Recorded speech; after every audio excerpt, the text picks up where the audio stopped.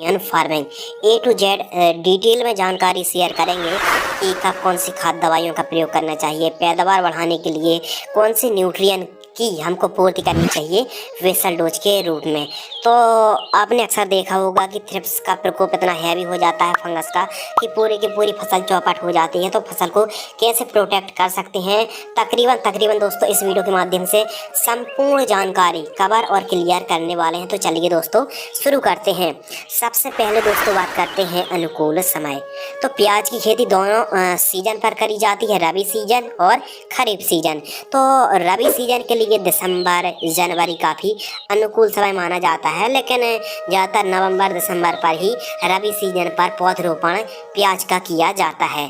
खरीफ season के ऊपर बात करें तो जुलाई और अगस्त जो महीना है दोस्तों काफ़ी उचित अनुकूल माना जाता है।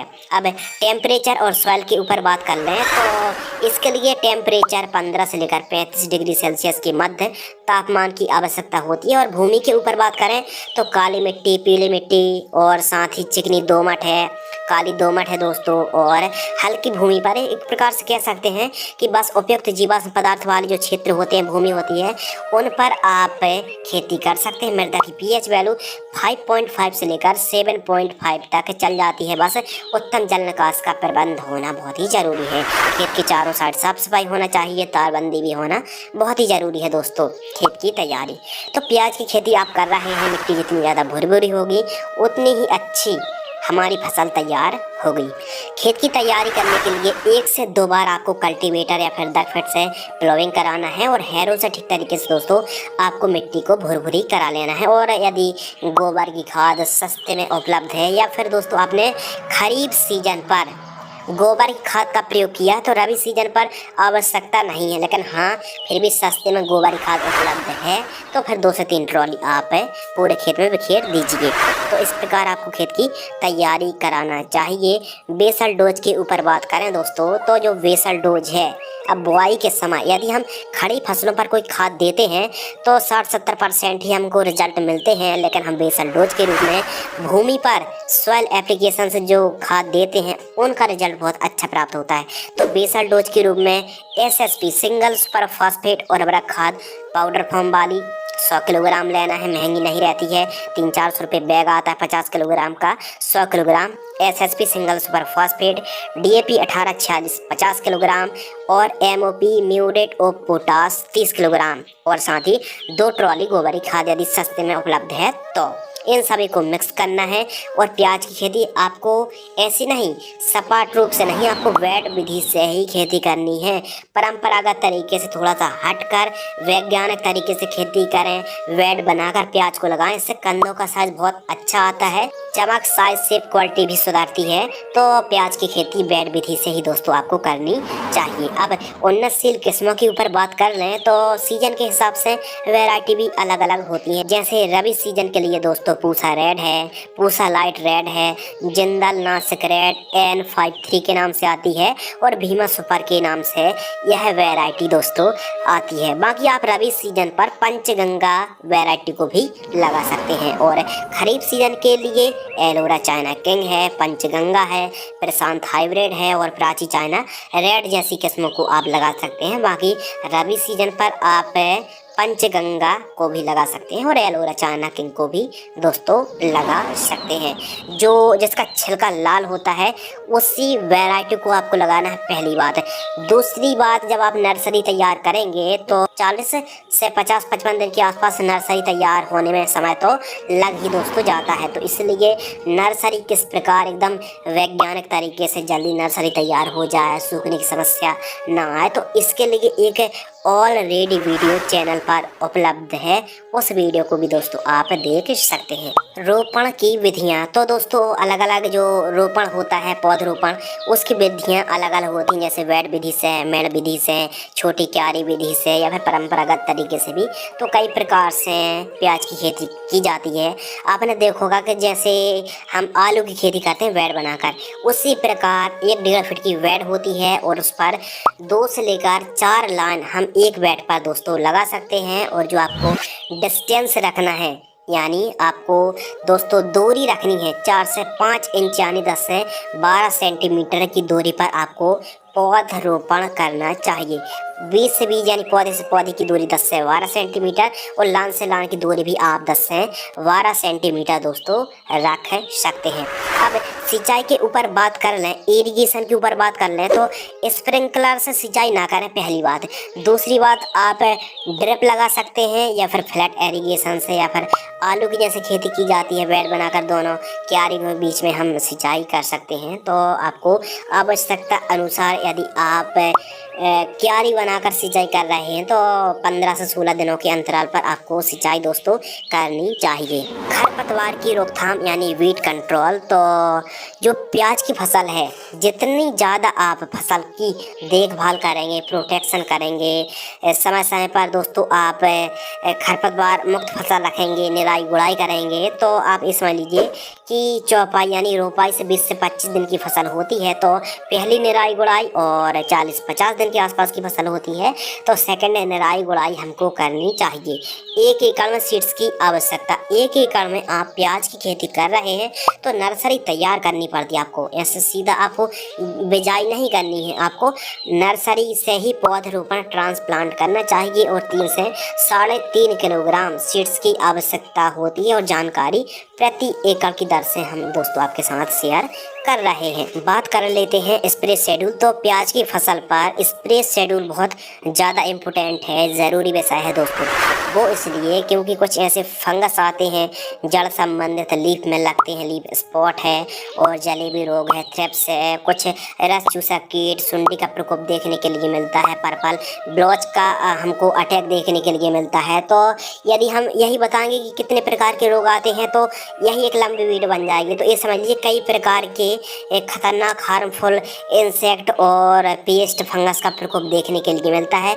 उनको प्रोटेक्शन, फसल को बचाव किस प्रकार करना है आप तो ये बताइए। तो फर्स्ट जो स्प्रे है 15 से लेकर 25 दिनों के मध्य जब हमारी रोपण से हमारी प्याज की फसल होती है तो यूपीएल कंपनी की लांसर गोल्ड, जिसमें एसीफेट और इमीडा का कॉम्बिनेशन है, 30 से लेकर 40 ग्राम, सिजेंटा कंपनी की क्वांटेस 40 ml, यूपीएल की साफ 30 ग्राम और स्टिकर सिलिकॉन चिप को 15 लीटर पानी में घोल करके आपको स्प्रे करना चाहिए।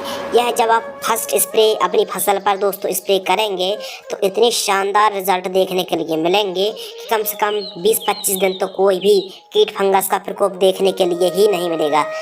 और इसके अलावा सेकंड जो स्प्रे है 35 से लेकर 45 दिनों के मध्य घरडा कंपनी की पुलिस 10 ग्राम लेना है, 8 से 10 ग्राम लेना है, और लैम्डा सालोथ्रीन 30 ml लेना है जो 5% ईसी आता है, और M star top fungicide 20 ml, sticker 15 ml, 15 litre पानी घोल करके दोस्तों स्प्रे आपको करना चाहिए। इस प्रकार यदि आप अपनी प्याज की फसल पर केवल और केवल 2 स्प्रे को चलाते हैं, दोहराते हैं तो बहुत ही अच्छे रिजल्ट मिलेंगे।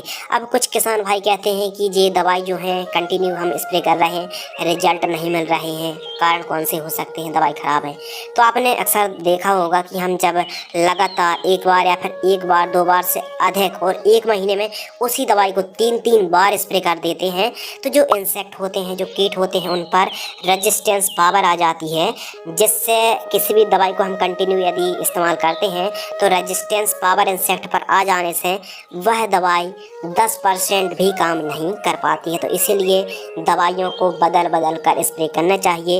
एक दवाई को अधिकतम 1 महीने में 2 बार से ज़्यादा स्प्रे आपको नहीं करनी चाहिए। यदि कंटिन्यू उन्हीं दवाई को आप चला रहे हैं, स्प्रे कर रहे हैं तो फिर उनके रिजल्ट हो सकता है 0 मिले। तो इस प्रकार आपको स्प्रे शेड्यूल चलाना चाहिए, कंटिन्यू एक ही दवाई को बार बार रिपीट नहीं करनी चाहिए। और अब बात कर लेते हैं खाद का शेड्यूल यानी फर्टिगेशन शेड्यूल। प्याज की फसल कंद वर्गीय फसल है, ट्यूबर वर्गीय फसल है। तो दोस्तों इसके लिए आपको पता है कि कंद वर्गीय फसलों पर फास्फोरस, पोटास, सल्फर इन 3 पोषक तत्वों की बहुत ज़्यादा ज़रूरत पड़ती है। यदि आप पोटास, फास्फोरस की पूर्ति समय में करते हैं और प्याज की फसल पर स्पेशल सल्फर एक है द्वितीयक पोषक तत्वों में से एक है। जितनी आवश्यकता हमारी प्याज की फसल पर नाइट्रोजन, फास्फोरस, पोटास की पड़ती है उतनी ही आवश्यकता सल्फर की पड़ती है। सल्फर रोगों से लड़ने की ताकत देती है। तो फर्स्ट जो खाद है अच्छी पैदावार निकालने के लिए आपको 1-2 खादों का प्रयोग तो करना ही पड़ेगा। फर्स्ट जो खाद है 20 से 25 दिन की फसल होती है तो एनपीके 10, 26, 26, 50 किलोग्राम, जी हाँ एनपीके 10, 26, 26, 50 किलोग्राम, यूरिया 45 किलोग्राम, किसी अच्छी कंपनी की सूक्ष्म पोषक तत्व युक्त खाद माइक्रो न्यूट्रिएंट फर्टिलाइजर्स 5 किलोग्राम, इन तीनों को मिक्स करके आपको दोस्तों जड़ों के पास देकर सिंचाई कर देना है। सेकंड खाद 40 से 45 दिन के आसपास की फसल होती है तो humic acid 1 kilogram, sulphur 5 kilogram, urea उर्वरक खाद 30 किलोग्राम, इन तीनों को मिक्स करना है, जड़ों के पास देकर सिंचाई कर देना है। दोस्तों वीडियो पर जानकारी प्रति एकड़ की दर से शेयर कर रहे हैं, बीघा के हिसाब से जानकारी शेयर नहीं कर रहे हैं, क्योंकि अलग अलग क्षेत्र, एरिया और प्रदेश के हिसाब से बीघे पर जो हम आपको मात्रा बताएंगे बीघा अलग अलग होते हैं हर एक क्षेत्र और एरिया के हिसाब से, इसीलिए जानकारी एकड़ पर दी जाती है और एक एकड़ में 43,560 स्क्वायर फीट होते हैं दोस्तों। तो इस प्रकार आपको फर्टिगेशन शेड्यूल चलाना है।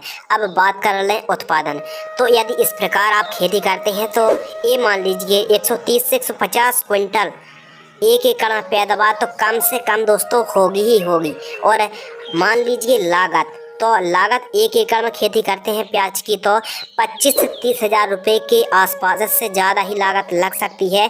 25-30 हज़ार रुपये के आसपास कॉस्ट आने वाली है पर एकड़।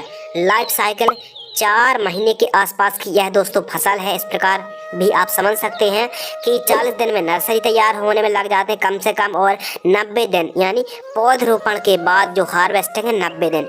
तो दोनों का यदि हम काउंटिंग करें तो 130 से 135 दिन के आसपास का समय तो दोस्तों लग ही जाता है। 4.5 महीने के आसपास का समय तो कम से कम लग ही जाता है, क्योंकि नर्सरी जब आपको पौधरोपण करना है तो 50 दिन पहले ही आपको नर्सरी तैयार करनी पड़ेगी। उसके बाद जो नर्सरी होती है दोस्तों, प्याज के पौधे होते हैं, उनकी जड़ों को आपको उपचार जरूर करना है। उपचार करने के लिए आप यूपीएल की साफ को 10 लीटर पानी में 50 ग्राम आपको फंगिसाइड का घोल लेना है और पूरे पौधे को नहीं, केवल और केवल जड़ों को डुबो डुबो कर पौधरोपण करने से बहुत ही शानदार जो बढ़वार है वो देखने के लिए मिलती है।